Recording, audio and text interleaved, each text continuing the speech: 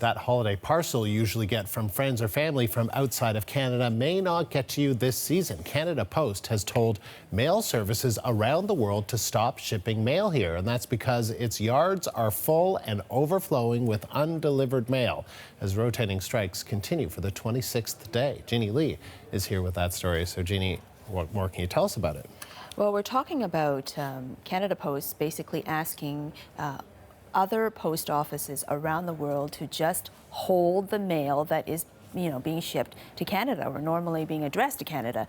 I spoke with John Hamilton of Canada Post about an hour ago, and he said that this move is part of what Canada Post can do if there's a situation that it needs to alert its partners to. And so this is what it's done. It's asked all 190 member countries in the UPU, that's a Universal Postal Union, to stop shipping mail to Canada.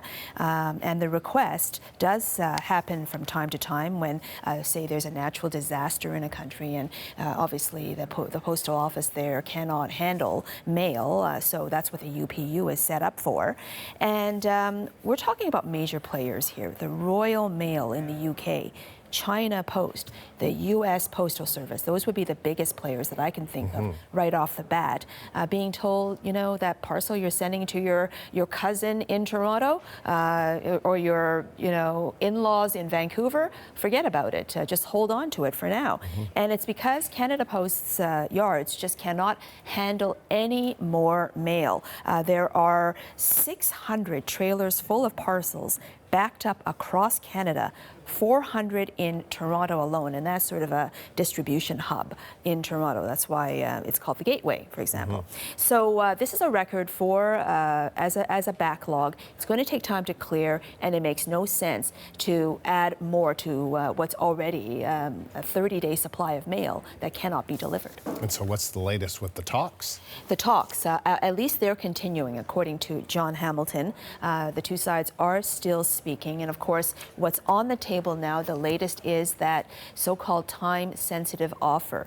It expires in a couple of days, and it involves a 2% wage increase. It's a 6-year agreement, I think, and also it has a signing bonus of up to $1,000, as well as better benefits for some employees. Now, the fact is this is continuing, but even if there's a resolution, think about it, there's not much time left.